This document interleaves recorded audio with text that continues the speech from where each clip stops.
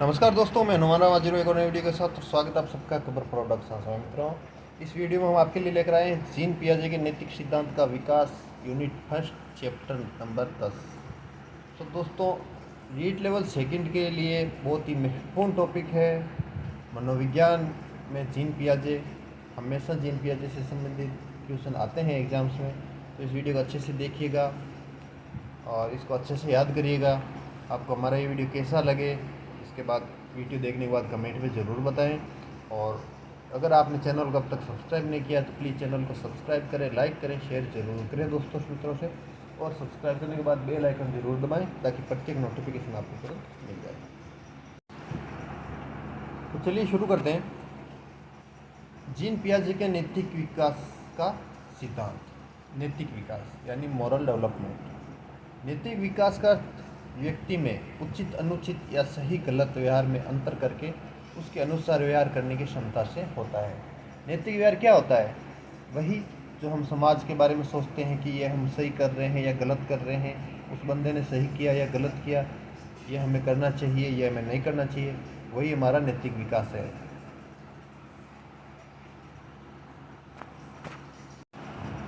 Barron ने 2001 में नैतिक विकास की परिभाषा दी है।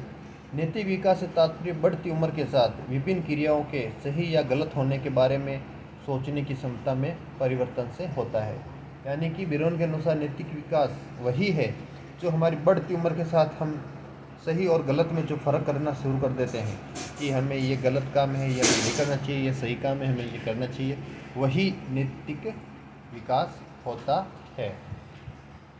जेने डेन ने 1978 में इसकी परिभाषा दी है कि नैतिक विकास से तात्पर्य उन प्रक्रियाओं से होता है जिसके बाद सहारे बच्चे उन नियमों को सीखते हैं जो उन्हें दिए गए व्यवहार को सही तथा दूसरों को गलत मूल्यांकन करने में सहायता प्रदान करता है। यानी कि जो प्रक्रियाएं बच्चे सीखते हैं नियमों को या गलत है और सही, उन्हीं नियमों के आधार पर ये सहायता उनको प्रदान करता है। इन नियमों के आलोक में अपनी क्रियाओं को निर्देशित करता है। नैतिक विकास की विमाएं या तत्व। पहला है सामयिक तत्व यानी कि इमोशनल कंपोनेंट। दूसरों के दुखों को देखकर स्वयं दुखी महसूस करना स्वयं या सामयिक तत्व है, यानी कि यही इमोशनल है। अगर कोई दुखी है और उसको देख के आपके मन में दुख की भावना आ रही है, आप दुखी हो रहे हैं, तो वही सामयिक तत्व है। व्यवहारात्मक तत्व या विमा। बच्चों द्वारा दिए गए व्यवहार का परिणाम ही बच्चों को नैतिक नियम यानी कि मोरल राइट्स सीखने की प्रेरणा देता है। संज्ञानात्मक तत्व। जिन बच्चों में सामाजिक बोध या समझ विकसित होती है, वे सही या गलत व्यवहार के बारे में अधिक स्पष्ट व उपयुक्त निर्णय लेते हैं। इस तत्व पर नैतिक विकास के संज्ञानात्मक विकासात्मक सिद्धांत द्वारा अधिक बल डाला गया है। इसके समर्थक कौन कौन हैं? ये भी महत्वपूर्ण है। इसके समर्थक है पियाजे, कोहलबर्ग, कैरोल गिलिगन, ये इसके समर्थक हैं। जीन पियाजे का नैतिक विकास का सिद्धांत।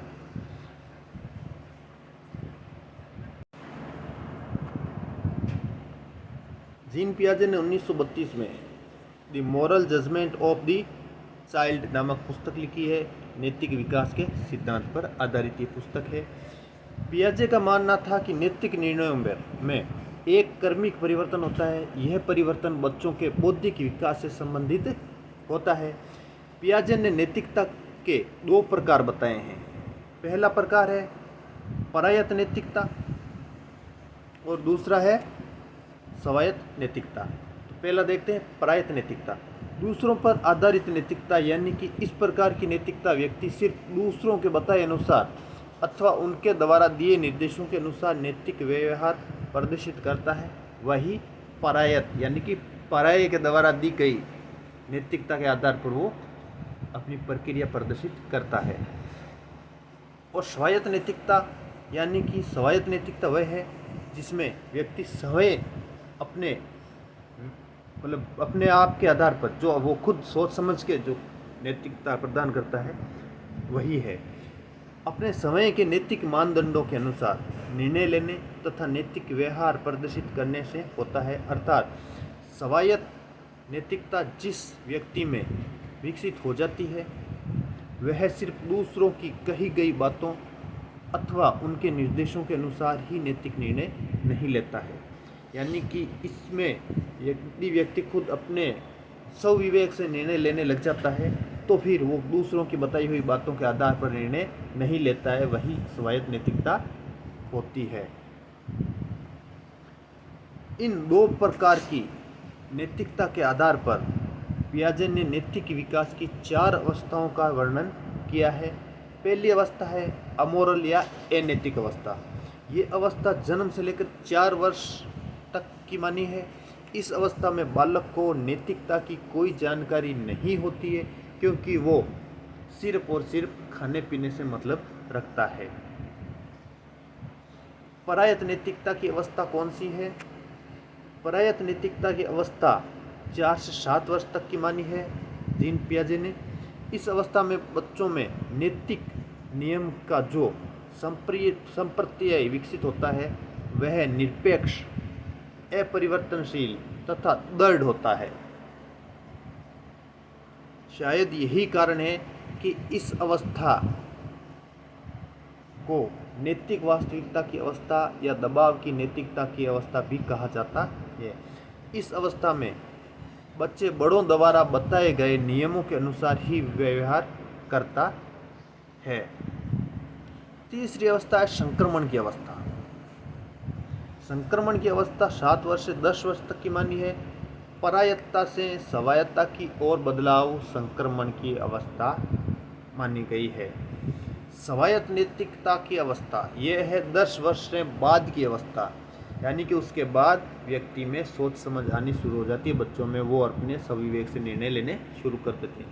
बच्चा अब समझने लगता है कि सामाजिक नियमों के बारे में प्रश्न उठाए जा सकते हैं तथा उनमें परिवर्तन भी किया जा सकता है।